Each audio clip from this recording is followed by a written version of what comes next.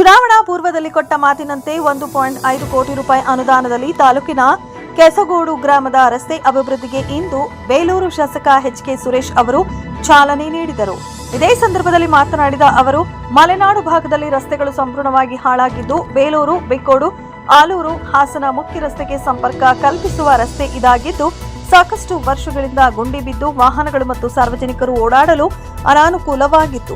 ಈ ಭಾಗದ ಗ್ರಾಮಸ್ಥರ ಅನುಕೂಲಕ್ಕಾಗಿ ಗ್ರಾಮದ ಮುಖ್ಯ ರಸ್ತೆ ಅಭಿವೃದ್ಧಿಗೆ ಲೋಕೋಪಯೋಗಿ ಇಲಾಖೆಗೆ ಸಂಬಂಧಿಸಿದ ಸಚಿವರೊಂದಿಗೆ ಮಾತನಾಡಿ 1.5 ಕೋಟಿ ರೂಪಾಯಿ ಅನುದಾನ ತಂದು ಕೆಲಸ ಮಾಡಿಸಲು ಮುಂದಾಗಿದ್ದು, ನಾನು ಕೊಟ್ಟ ಮಾತಿನಂತೆ ನಡೆದುಕೊಂಡಿದ್ದೇನೆ. ಜೊತೆಗೆ ಮುಂದಿನ ದಿನಗಳಲ್ಲಿ ಇನ್ನೂ ಹೆಚ್ಚಿನ ಅನುದಾನದಲ್ಲಿ ಗ್ರಾಮದ ಕೆಲಸಗಳನ್ನು ಮಾಡಿಸಿಕೊಡಲಾಗುವುದು ಎಂದರಲ್ಲದೆ, ಗುತ್ತಿಗೆದಾರರು ಗುಣಮಟ್ಟದಲ್ಲಿ ಕೆಲಸ ನಿರ್ವಹಿಸಬೇಕು ಎಂದು ಎಚ್ಚರಿಕೆ ನೀಡಿದರು.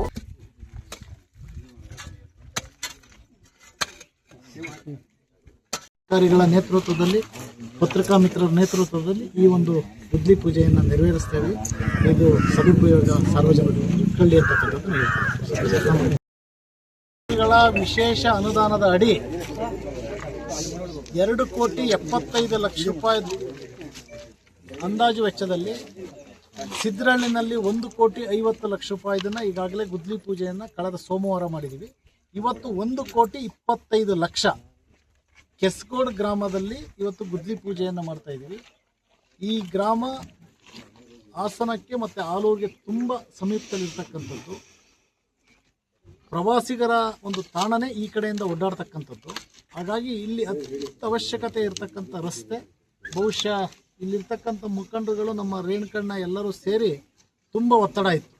ಅದರಲ್ಲೂ ಸಹ ವಿಶೇಷವಾಗಿ ಗ್ರಾಮದಲ್ಲಿ ಏನಿರ್ತಕ್ಕಂಥ 400 ಮೀಟರ್ ಇದೆ, ಈ ಮೂಲೆಯಿಂದ ಹಿಡಿದು ಅಲ್ಲಿ ಅಗಲೀಕರಣವನ್ನು ಮಾಡಬೇಕು.